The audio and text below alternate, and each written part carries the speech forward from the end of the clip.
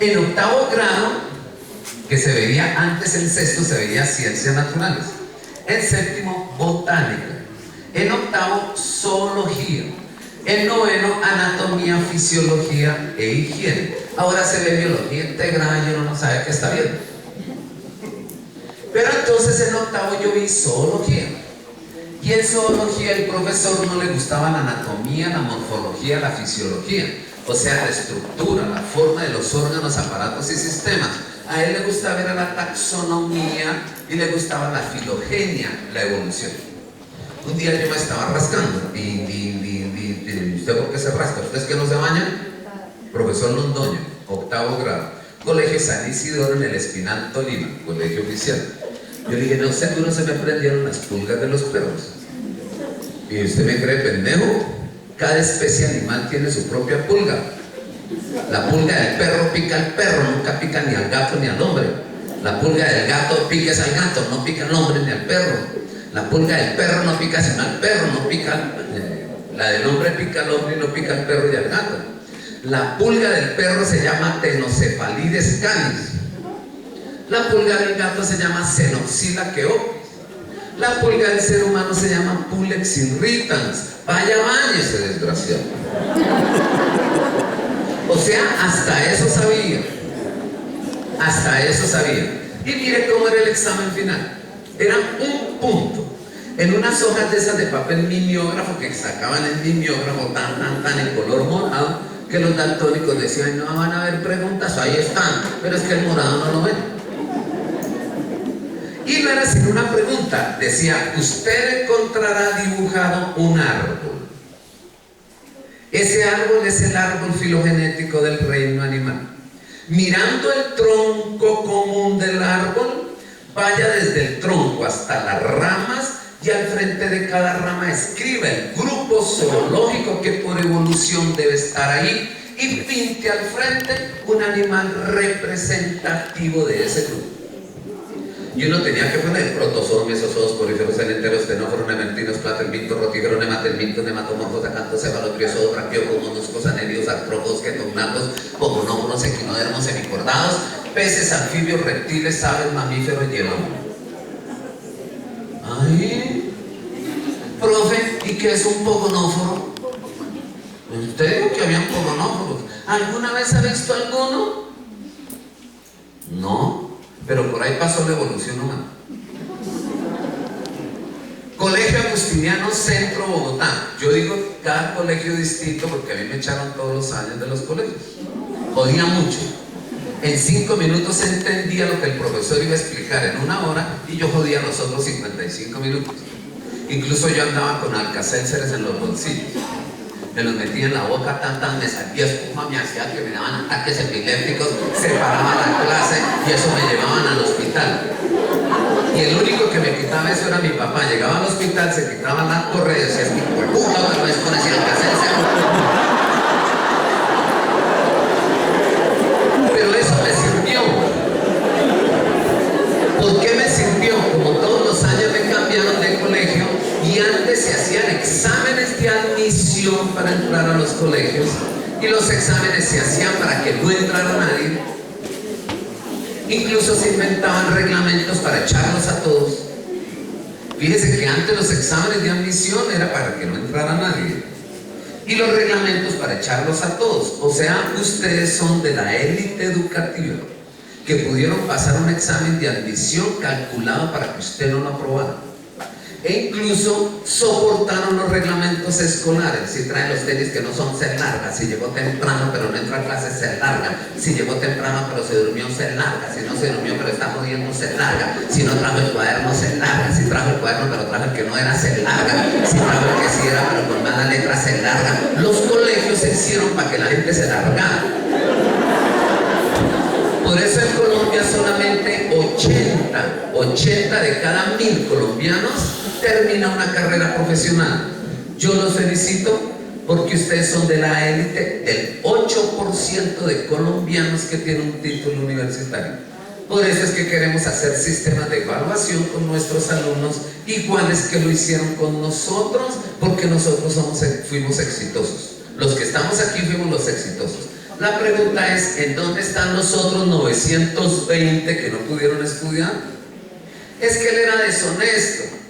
Y yo, en vez de construir un modelo pedagógico para volverlo honesto, me inventé un reglamento para expulsarlo. Es que él es irrespetuoso. Y en vez de inventarme un modelo pedagógico para enseñar el respeto, me inventé un reglamento para echar a los irrespetuosos. Es que él es irresponsable. Entonces, en vez de inventarme un modelo para volverlo responsable, me inventé un reglamento para expulsarlo por irresponsable. Es que quedó embarazada a los 14 años. Entonces, para no inventarme un modelo pedagógico para prevenir la sexualidad prematura, me invento un reglamento para expulsarlo. Es que estaba fumando vino borracho.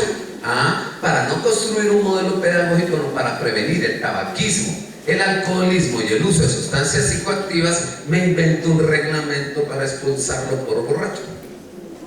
Por eso no salimos borrachos, alcohólicos, pero no borrachos. Entonces, ¿qué pasaba? Que si usted se iba a fumar un cigarrillo en el colegio, eso le llegaban como 4 o 5 chulos, profesores. A mí me pasó con Carlos Prada, de Natacaima, Tolima. Y allá nos cogieron con un Lucky Strike y lo habíamos prendido. ¿Qué hicieron? Nos raquetearon, nos quitaron todos los cigarrillos, los despedazaron delante nuestro, nos dijeron de qué nos íbamos a morir. Y entre lo que dijeron que nos íbamos a morir, nos mencionaron el asma y el cáncer. Incluso llamaron a nuestros papás, y nuestros papás vinieron a la rectoría, nos dieron en la jeta delante del mismo rector y autorizaron al rector: denles duro, corríjanlos y fórmenlos, que yo no puedo estar aquí porque estoy trabajando. En cambio, hoy no. Si hay un alumno fumando, el profesor que lo ve dice: ay, Dios mío, ¿por qué lo tuve que ver yo? ¿Por qué? Habiendo 100 profesores más, precisamente me tocó a mí este berraco chino. Yo me hago el pendejo, yo voy a ser el que no lo vi. Porque donde yo diga que lo vi, me toca formarlo. O me toca corregirlo, y hoy es un problema. ¿Y sabe cómo se le llama eso? A eso se le llama autismo. Y autismo selectivo. No queremos tener niños autistas, pero nos toca hacernos los autistas. Y uno ve una parejita por allá haciendo el amor y dice: hijo de madre, le digo, no le digo que se lo saque, que ahora, que hago. Madre, yo te metí en un lío, me hago el que veo. Bueno, a la larga el rabo es de ella que viene.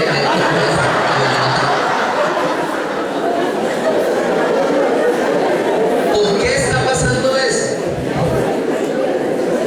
¿Por qué está pasando eso? Hay que poner el problema y hay que ponerlo como es.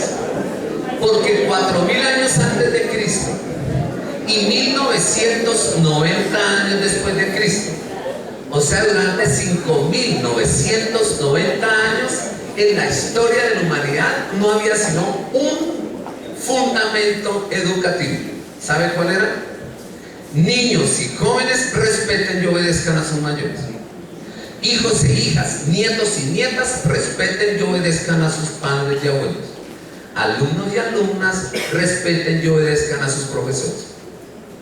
Colombia se inventó la Constitución del 91 y puso un decreto: todos los derechos de los adultos se pierden en aras de los derechos de los niños. O sea, el abuelo ya no tiene derechos, el adulto ya no tiene derechos. Entonces, ¿qué pasó? Que cuando yo era niño y cuando yo era hijo, le tenía pánico, miedo, respeto y obediencia a mi papá. Y ahora que soy papá, le tengo pánico, miedo, respeto y obediencia a mi hijo. Tiene 3 años y ya me da patadas en las espinillas, me rea, me da en la jeta.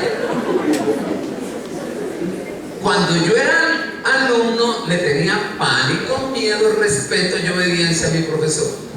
Y ahora que soy profesor, le tengo pánico, miedo, respeto y obediencia al estudiante. ¿Cuándo ocurrió eso? ¿Cuándo? Antes, 1903, mire cómo se entendía la educación. Es el proceso de transmisión de la cultura. Hoy la cultura no se transmite. Hoy la cultura se construye. Hoy ningún niño quiere parecerse a su papá. El papá quiere disfrazarse de joven. Hoy ninguna niña quiere parecerse a su mamá. y decir, mami, ¿me puedo poner tus vestidos y jugar? No, hoy la mamá quiere ponerse el vestido en la hija. No le cabe, se van a sacar los gordos, crecer las tetas, subir las nalgas, pero quiere vestirse es igual que la niña. Y ustedes ven que vienen a matricularlas a la escuela, la señora de 40 años, la niña de 15 y las dos igualitas con el mismo vestido exacto. Incluso uno de hombre, buena gente, le dice, ay, eres la hermana mayor. Y ella se pone feliz y dice, no, yo soy la mami. Uy, pero está muy conservada. Bueno, las voy a poner a las dos. Y uno dice, ¿y ustedes dos quién es la mamá? Creo que eres tú porque tienes más edad. Pero ¿qué diferencia hay entre las dos? Incluso la niña dice, mami, tú tienes 40 años y yo 15, tú tienes 25 años más que yo, ¿por qué te quieres parecer a mí? ¿De qué te sirvieron los 25 años que tienes más que yo si eres igual a mí? ¿Qué te puedo aprender yo a ti si tú eres la que quieres ser como yo? Ya los perdí. Y lo mismo nosotros a los 50 años empezando a hacer gomelos, metaleros, alternativos, rockeros, raperos, con unos tenis Nike y por allá en las minitecas con los chinos y los chinos, ay papi, no venga por aquí, magueloso, tan berraco que está haciendo. Cuando eso ocurre, ¿qué significa? Que una generación ya no espera aprender nada de la generación anterior. Y esta es la primera generación en la historia de la humanidad donde los jóvenes no quieren aprender de sus adultos. Y si eso es así, entonces ¿qué podemos enseñarles? Nada. Ya no podemos transmitirles nada, sino que tenemos que enseñarles a que ellos por sí mismos resuelvan los problemas. Por eso ya no hay alumnos. No, los echaron. Ya no hay estudiantes. Alumno es el que escucha pero no entiende. Estudiante es el que entiende pero no aprende. Discente es el que aprende pero no sabe hacer nada con lo aprendido. Educando es el sujeto activo, agente de su propio desarrollo, constructor de su propio proyecto de vida, constructor de sus propios conocimientos y saberes, constructor de su propia realidad familiar, histórica, social, cultural. O sea, él es el responsable de él mismo y de lo que él puede hacer por él y por los demás. Por eso no hay que enseñar, sino dejar aprender. Aprender a hacer competencias antropológicas. ¿Las evalúa el IFES? No. Aprender a sentir competencias afectivas. ¿Las evalúa el IFES? No. Aprender a actuar, competencias éticas y morales, ¿las evalúa el IFES? No. Aprender a vivir, competencias axiológicas y espirituales, ¿las evalúa el IFES? No. Aprender a convivir, competencias ciudadanas, ¿las evalúa el IFES? Sí, hace 3 añitos. ¿Y cómo nos fue? Colombia se rajó en competencias ciudadanas, porque al que no le han enseñado a ser afectivo, ético y moral, que tenga principios y valores humanos, sociales, cristianos, entonces no tiene actitudes y comportamientos para ponerlos al servicio de la sociedad. En cambio, la escuela, ¿por qué se preocupó? Por aprender a saber competencias académicas y científicas, aprender a saber hacer competencias laborales y ocupacionales, aprender a pensar competencias cognitivas, aprender a aprender competencias investigativas y tecnológicas y aprender a emprender competencias de liderazgo y emprendimiento. Las evalúa el IFES, esas son las que el IFES evalúa. O sea que si usted sabe una materia pero es un hijo de madre con el otro, no hay problema. O sea, usted puede ser nulle, haberse graduado en Harvard, saber de ingeniería, pero desangrar la nación está permitido porque la escuela nunca evalúa las competencias humanas, afectivas, éticas y morales, sino que evalúa son las competencias académicas, las competencias científicas, las competencias laborales. De esos 10 aprendizajes, aprender a ser, sentir, actuar, vivir, convivir, aprender a saber, saber hacer, pensar, emprender y aprender, yo me voy a ubicar en uno de esos aprendizajes. Pero comenté lo otro para que digan, ese man no sabe sino de eso. No, sino que uno tiene que saber ¿de qué aprendizaje va a hablar? Entonces, el aprendizaje va a ser el aprendizaje autónomo y el aprendizaje significativo, que son como dos palabritas que se han venido trabajando en los últimos años. Y a veces uno cree que es lo mismo y hay que mirar qué son y cómo se complementan. Para poder saber cómo generar aprendizajes, la pedagogía se inventó unos modelos pedagógicos para eso. Por eso se le está pidiendo a las instituciones educativas su modelo pedagógico. Yo he visitado más o menos Colombia. El año pasado tenía 10.442 colegios que otorgaban grados de bachiller, aprobados por el ICFES. Yo he visitado en Colombia más o menos casi 4.000 y pico de colegios. Y he estado en ellos, dentro y trabajando con los maestros. O sea, casi de pronto el 35-40% de los colegios los he visitado. Y tengo los proyectos educativos, que mi mujer está que me mata con eso, porque esos son cajas. Incluso, por ejemplo, dice cuáles son dipiales, cuáles son de pupiales, cuáles son de túquerres, cuáles son de pasto, y así. Ya los tengo. Por ejemplo, el último que he revisado es el de la Escuela Normal Superior de Pasto, aquí precisamente en Pasto. Y su rector, José Coral, incluso va a Bogotá y se reúne con los miembros de la Academia Colombiana de Pedagogía, porque va a cumplir 100 años la Normal de Pasto, y es la normal más importante del país.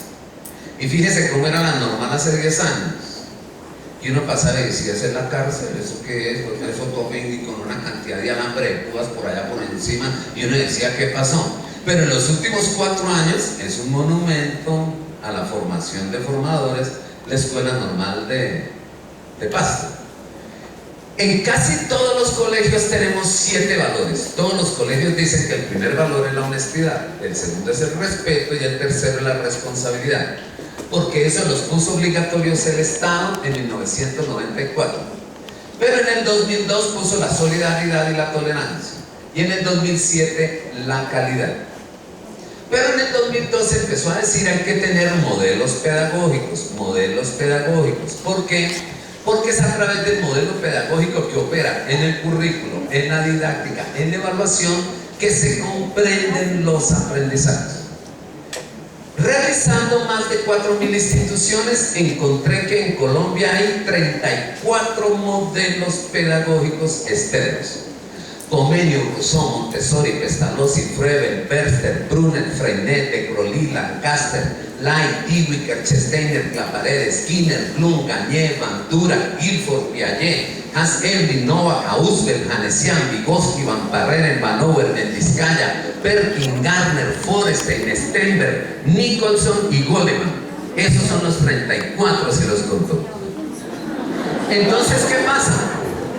Que yo voy a su institución educativa, la visito y yo digo, ¿cuál es el modelo pedagógico que ustedes siguen? El aprendizaje significativo proximal de Vygotsky. ¿Y cómo dicta la clase? TTS, tiza, tablero y salida. ¿Y usted cuál es el modelo que sigue? El de Piaget, para la asimilación, acomodación y adaptación activa de los aprendizajes y los conocimientos.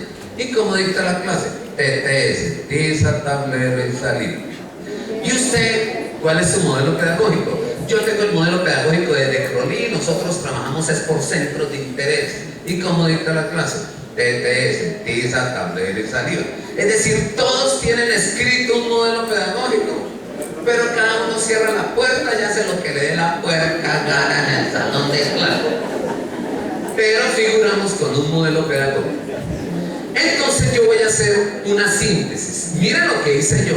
Si estos son los modelos pedagógicos que estudia Colombia, me los voy a leer todos. Pero me hice una pregunta. La pregunta fue esta: ¿qué será lo que tienen en común todos los autores que generaron modelos pedagógicos? Porque si yo busco la unidad en la diversidad, y en vez de matricularme con Piaget y desconocer los otros 33 y volverme terco y ortodoxo y decir que los otros 33 son malos porque yo no sé sino uno, entonces yo podría encontrar para Colombia cuáles son los elementos fundamentales para organizar un modelo pedagógico para el aprendizaje. Entonces en la Universidad Nacional yo pedí 6 meses de licencia, pero remunerada. y a uno se lo dan en el sector oficial. En el privado no. En el privado incluso le pagan a uno 10 meses. Los maestros del sector privado no comen en diciembre ni en enero. Incluso si son de universidad, no comen en junio ni en julio, porque los contratan la primera semana de febrero y los echan en mayo, y los contratan la primera semana de agosto y los sacan en noviembre. En el sector oficial, así esté cerrado el colegio, ahí recibimos la plática. Por eso nunca me dieron permiso en el sector privado, pero en el oficial sí. Y entonces yo pedí que me dieran un salón, y me dieron un salón grandecito. Y yo me encerré en ese salón. Nadie sabía qué hacía el pendejo de Giovanni allá. Todo el mundo envidioso. Y ese, ¿por qué metido allá en ese cuarto? Y fuera de eso le están pagando. ¿Quién sabe qué estar haciendo? Y entraba cada rato una niña del aseo y golpeaba. Dan, dan, dan. Doctor Giovanni, ¿no quiere un tintico? Usted sabe que yo no tomo tinto. ¿Me lo puedo tomar yo? Pues si quiere, tómese. Pero me lo puedo tomar aquí adentro, porque es que afuera me regaña la supervisora. Y le decía, bueno, entre. Pero ese era el pretexto para ella mirar qué era lo que yo estaba haciendo y ir a contarle a todos los otros. ¿Y sabe qué lo que hice yo? Empapelé el salón con papel periódico, todas las paredes. Y empecé a escribir los autores en orden de evolución de los modelos pedagógicos. Comenius, Rousseau, Montessori, Pestalozzi, Froebel, Werther, Brunner, Leigh, Freinet, de Crowley, Lancaster, Leibniz, Wittgenstein, Steiner, Claparede, Skinner, Bloom, Gagné, Bandura, Piaget, Guilford, Hans Eblin, Noah Hausberg, Hanesian, Vygotsky, Van Parrera, Emanuel Mendizkaya, Perkin, Gardner, Forrest, Stenberg, Nicholson y Golem. Y aquí era el tablero en blanco. Todo se veía en blanco con un letrero arriba. Y Giovanni empezó a buscar en todos los autores cuál es su definición de aprendizaje. Divina, hasta que la encontré, hijo de madre, hay unos que eran un mes y me encontraba, hablaban de aprendizaje y no se sabía qué era el aprendizaje.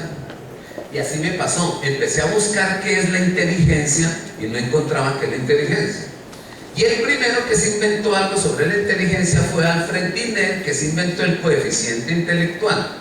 Y decía, un niño es inteligente si tiene un puntaje arriba de 130 en el coeficiente intelectual. O sea que se definía la inteligencia era de acuerdo a las respuestas que se le daban a un test de inteligencia, pero no se sabía qué era la inteligencia.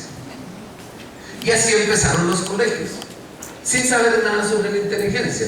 Incluso si en el 2002 nos dijeron hagan los modelos pedagógicos y todavía no los tenemos en el 2011, entonces ¿cómo era la escuela del 1903?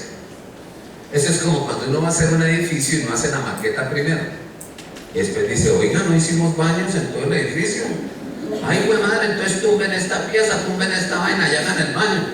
Pero ¿y para qué va a hacer baño si aquí no hay gente? Ay, güey madre, entonces vuelvan y hagan la pieza. Y eso uno tumba y ponga, tumba y ponga. Y por eso es que los colegios no sabemos para dónde vamos. Esa fue la primera pregunta que me hice.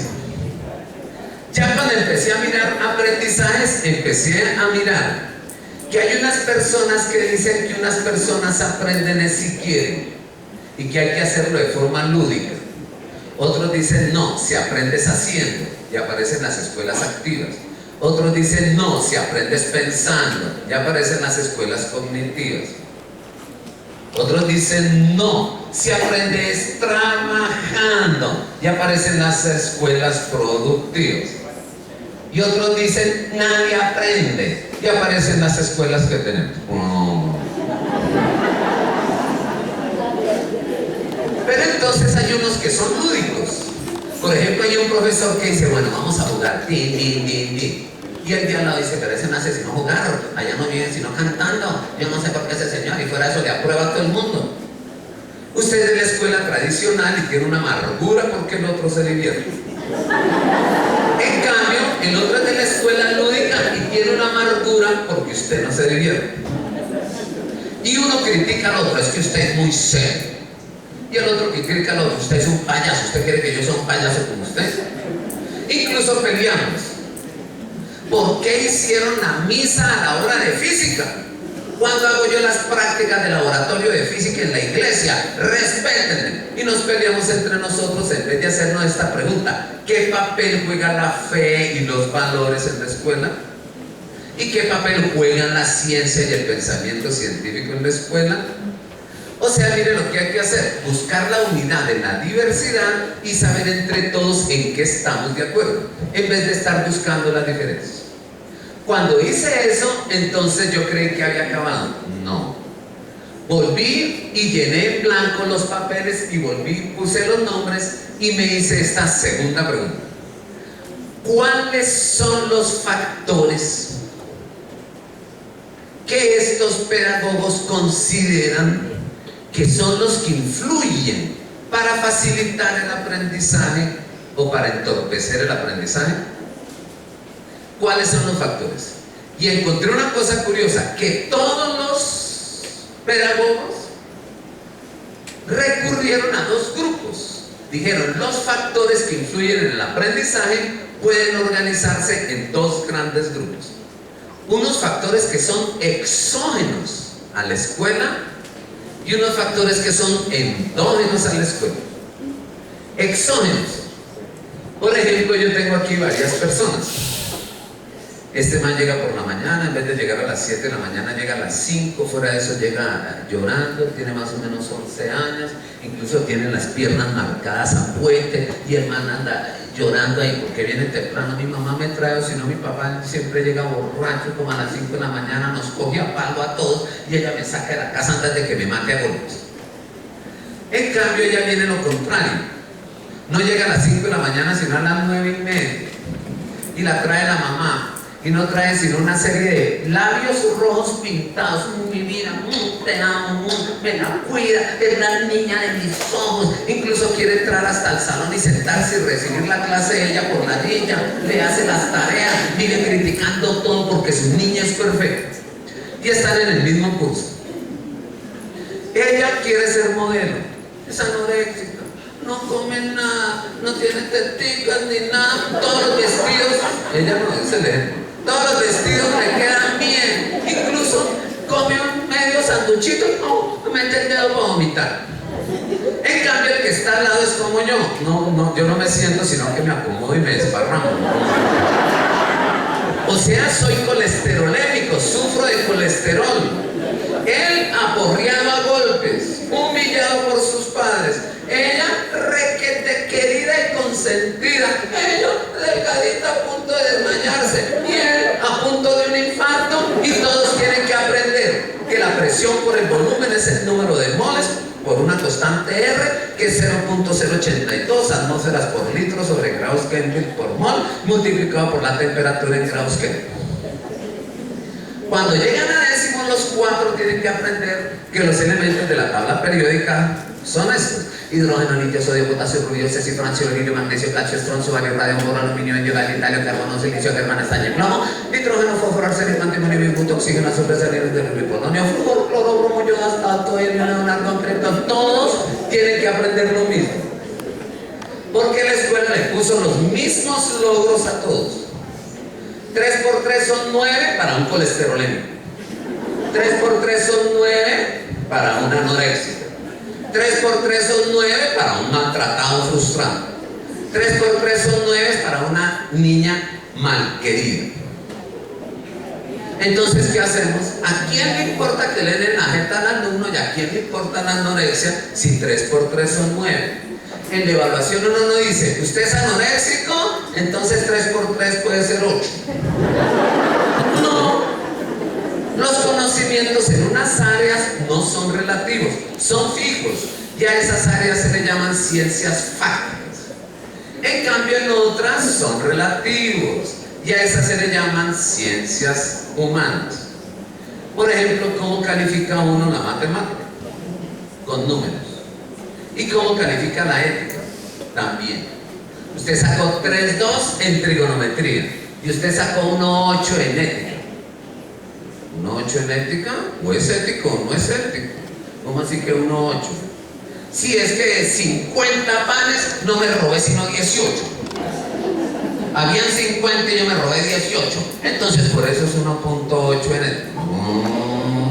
Y queremos tener los mismos criterios para evaluar disposiciones cognitivas, afectivas completamente diferentes.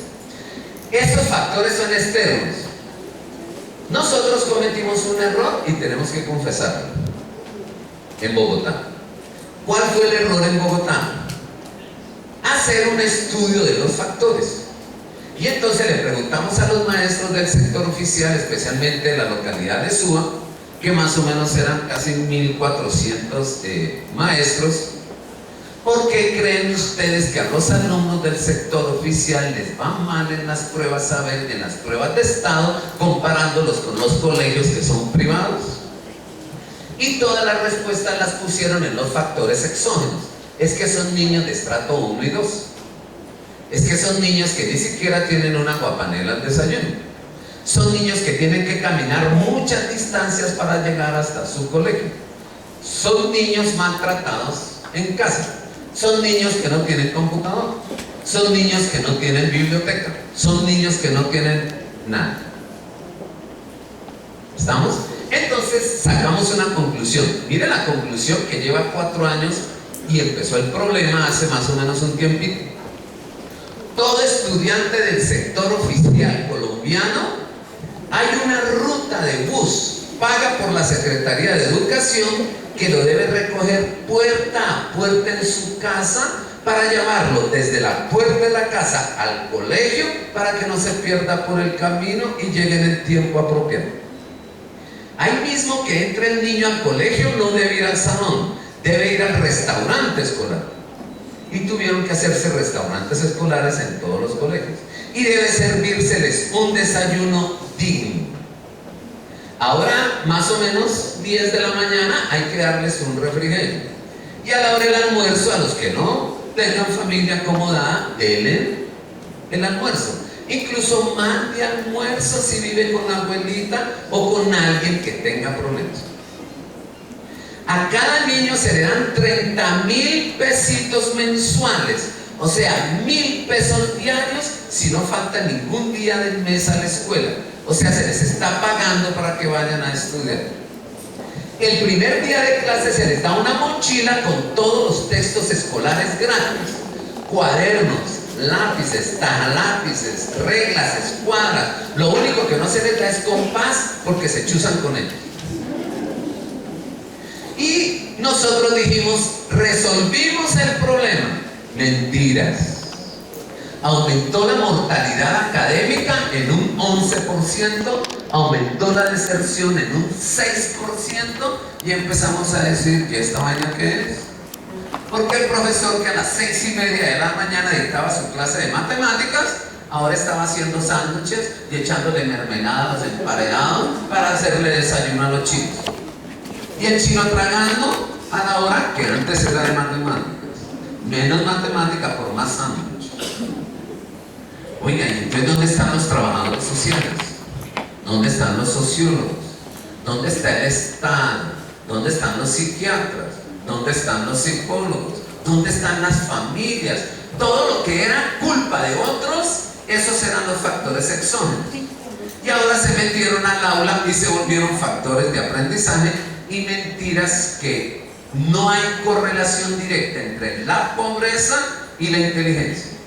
Incluso se ha demostrado que una persona que tenga menos cultura y tenga menos economía y sea una persona de bajo estrato social, tiene mayor capacidad para desarrollar la inteligencia y hacerse ingenioso, creativo, inventor e innovador para no dejarse morir. Y hasta ahora se está estudiando eso y se llama resiliencia.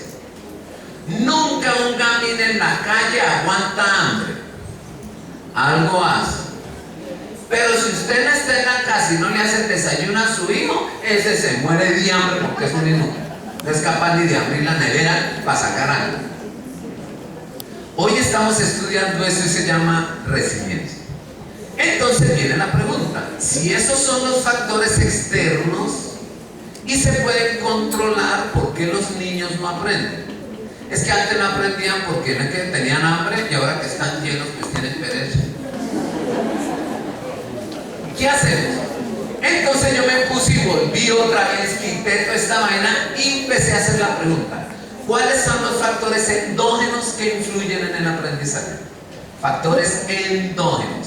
O sea, que yo cierro la puerta cuando entra al aula de clase y pregunto: ¿cuáles son los factores que tengo que controlar? Y mire lo curioso, yo encontré que los 4 grandes factores que influyen en el aprendizaje siempre fueron 3. ¿Qué van a apuntar? No. 4 o 3. Estoy como el profesor de religión. Creo que los 4 evangelistas eran 3. Si mal no estoy, se llamaban Caín y Abel. Entonces mira lo que encontré, que antes de Jean Piaget, siempre se consideraron 3 factores en el aprendizaje: la disposición o la actitud del estudiante para aprender, o sea, la expectativa, el interés, la motivación, la pasión, la voluntad que le metan al deseo de aprender. Por eso en la resolución 2343 de 1996 se propusieron los logros actitudinales. Segundo, los métodos, técnicas, procesos, procedimientos, estrategias que se utilizan para aprender. Por eso en la resolución 2343 de 96 se colocaron los logros procedimentales. Pero ¿cuándo dijo eso Piaget? En 1952. O sea, Colombia empezó a desarrollar aprendizajes en el 96 para las personas que aprendían en el 52. ¿Y cuál es el tercero? Los contenidos y la forma como la escuela organiza los conceptos. Como siempre se creyó que era así, entonces mire lo que dijo la escuela: yo organizo los conceptos de forma secuencial y progresiva, estructurada y ordenada, y a eso lo voy a llamar currículo, y eso es lo que hago yo. Y el alumno que ponga el método, la técnica, el proceso, el procedimiento de aprendizaje, y el alumno que ponga la expectativa, el interés, la motivación. O sea que si le pusieron 2 tareas a él y la escuela cogió una. Yo enseño, pero usted debe querer aprender y usted debe definir un método apropiado para aprender. ¿Estamos? Y entonces empezamos, ahorita tenemos un problema. Y el problema es que nosotros creemos que los niños no aprenden porque no quieren. Y las investigaciones que se han hecho en pedagogía para la comprensión en Harvard demuestran que los niños no quieren porque no aprenden. O sea, la persona que no ha aprendido no quiere clases. En cambio, yo creo que es que el que no quiere es el que no aprende. Y hoy se sabe que es precisamente al revés. Ustedes se van a mirar entre ustedes y yo voy a poner un ejemplo para que me entiendan qué estoy diciendo, porque parece una locura. Levanten la mano todas aquellas personas que no sepan nada. No les dé pena que no los voy a poner a nada. Levanten la mano los que no sepan nada. Chan, no saben nada. Listo. Yo voy mirando caras. Bájenla. Segunda pregunta. Levanten la mano a aquellas personas que le tengan miedo, pavor y pánico a las alturas. Miren. Incluso ya hay personas que levantaron la mano, no saben nadar, pero también le tienen miedo a las alturas. Tercera pregunta. Levanten la mano a aquellas personas que no sepan montar en patines. Listo. Pueden bajarla. Levanten la mano a las personas que levantaron la mano 3 veces. Son menos, pero ahí están. O sea, hay personas que no saben nadar, personas que le tienen miedo a las alturas y personas que no saben montar en patines. Pero yo soy un profesor de hoy, soy un profesor activo, soy un profesor lúdico, soy un profesor comprensivo, soy un profesor cognitivo, un profesor empático, y llego feliz a clase a motivar a los chinos. Pónganse felices. Hoy vamos a hacer una salida de campo. Traigan la pantaloneta porque vamos a atravesar el río nadando. ¿Qué le pasa a los que no saben nadar? Por más motivación que tenga el maestro y que se invente las actividades espectaculares, inmediatamente el que no sabe nadar, si es mujer, dice: ese día no voy a poder porque no voy a tener el ciclo y el periodo. Ese día yo tengo cita médica. Fíjese que cuando hay así cursos de capacitación y paran el colegio para hacer una jornada pedagógica. Los maestros, ese es el día que utilizan para no ir a la jornada pedagógica y se inventan todos los pretextos. ¿Quiénes? Los que tienen problemas pedagógicos. En cambio, los buenos profesores sí traigan a esos manes, sí, al fin les vamos a hacer preguntas, vamos a trabajar. Pero el que no sirve para taco, ese se inventa cualquier vaina y no va. Entonces, no aprende pedagogía porque no quiere. No, es que no quiere porque no sabe pedagogía. Entonces, mire lo que pasó. ¿Qué le pasa a los que no saben nadar? Ya tienen un pretexto para no querer aprender. Entonces yo, como soy recursivo, y digo, no, tranquilos, los que no saben nadar, alístense porque vamos a pasar la montaña por encima de la quebrada y nos vamos a colgar de un cable y vamos a ver nadando a los otros desde 30 metros de altura. Mire lo que dice el otro: menos mal yo sé nadar, porque le tengo miedo a las alturas.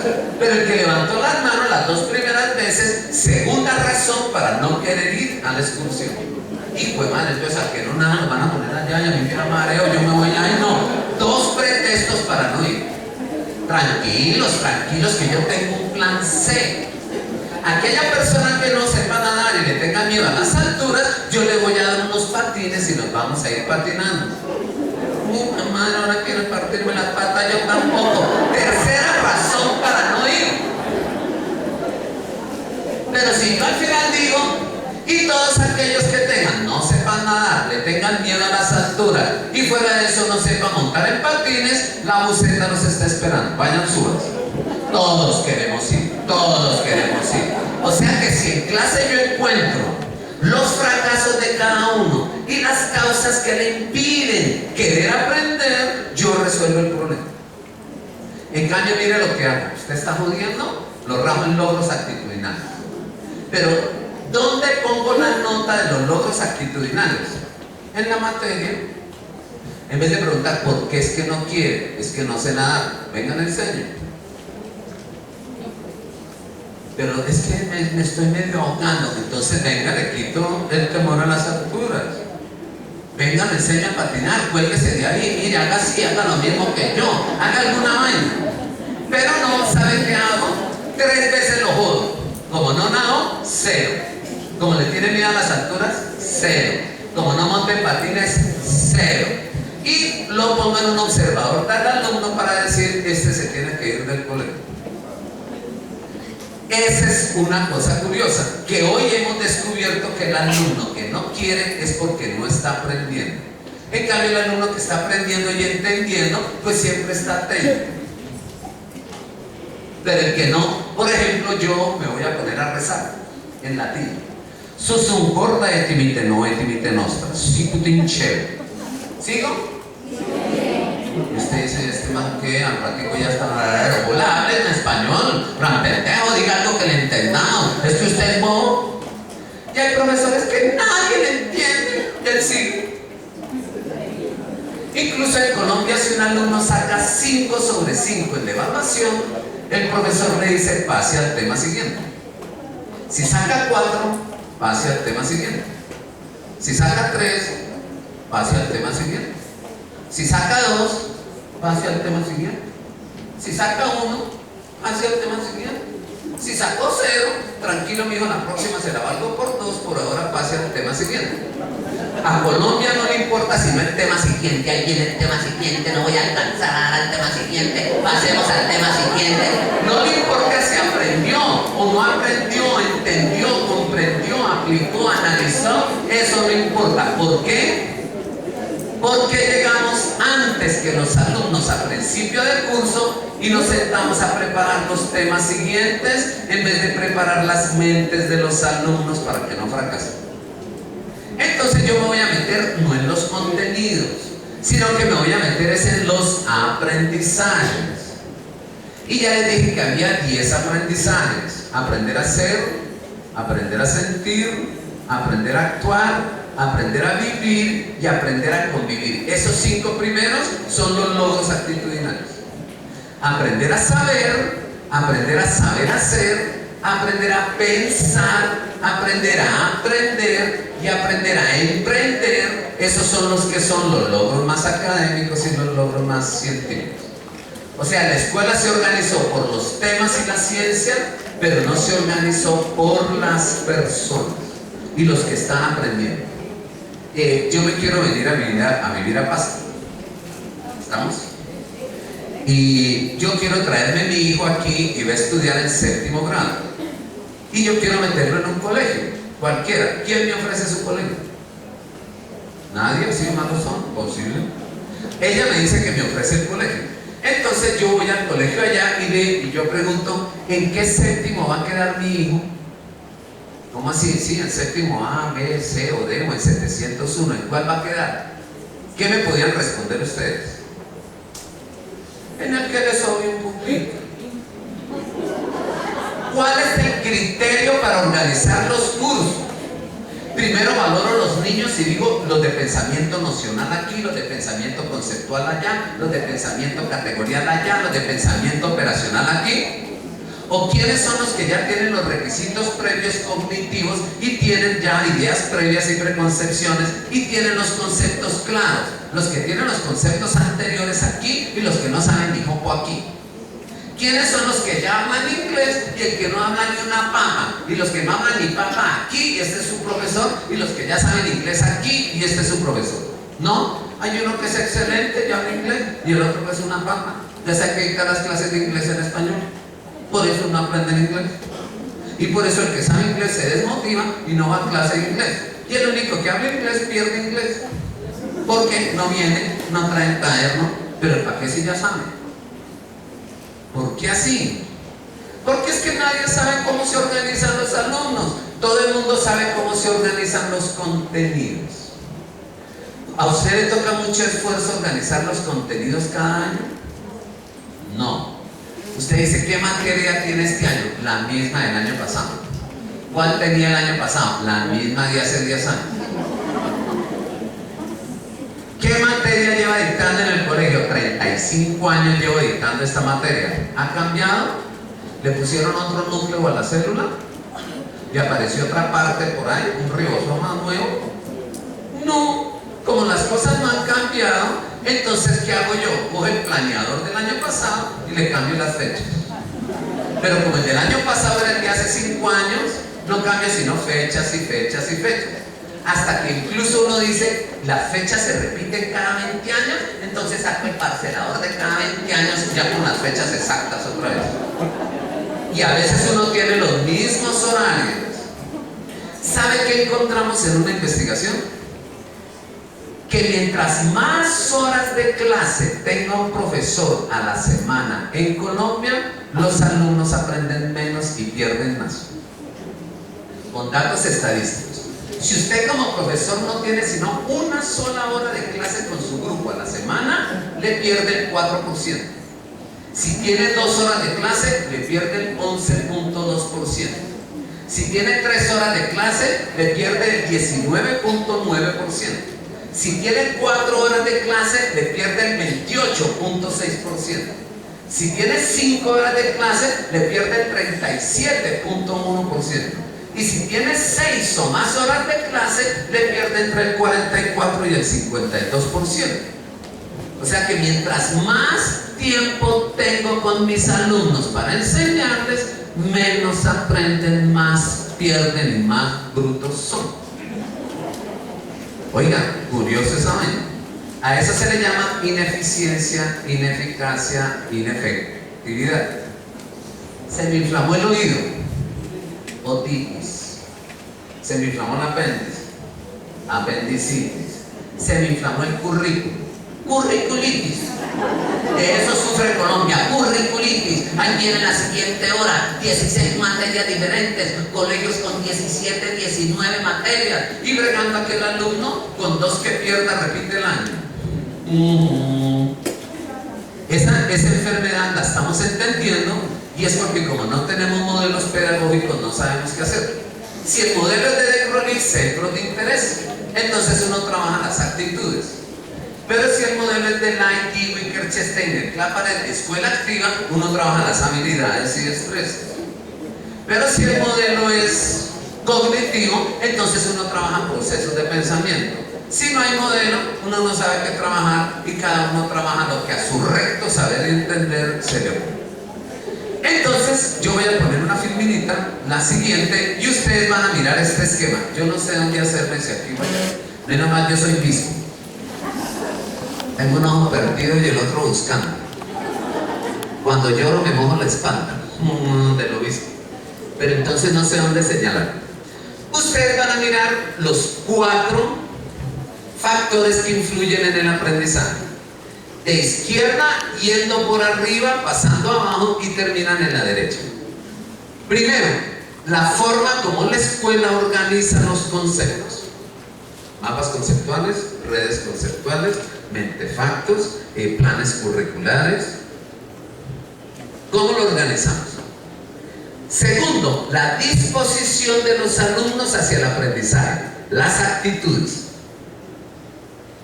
Y tercero, ponemos el de abajo, los métodos, las técnicas, los procesos, las estrategias, los protocolos, las secuencias, las guías, o sea, todo aquello que yo haga de forma planificada a manera de procedimiento y de fases ordenadas y sistemáticas para que el estudiante aprenda. La Ley General de Educación se basó sobre esas 3. Pero la escuela, en los criterios de evaluación, mire lo que estableció. Si el alumno maneja el concepto, aprueba. Si no quiere, que se largue. Si no trabaja, que se largue. Si no entiende, que se largue. Lo que importa son los conceptos. Oh, gloria inmarcesible. ¿Qué es inmarcesible? No sé, pero no se me olvida. Hay unos que de pronto dicen, oye, ¿verdad que es inmarcesible? Yo llevo 40 años cantando esa vaina y ni siquiera me he puesto a pensar si vale la pena entender que lo que estoy diciendo. ¿Le gustaría que a sus hijos y a sus nietos les enseñaran como a usted? Si la respuesta es sí, siga dictando clases. Si la respuesta es no, desarrolle procesos de autoaprendizaje, aprendizajes autónomos y aprendizajes significativos. Para allá vamos de forma muy lenta. Entonces, mire una cosa curiosa.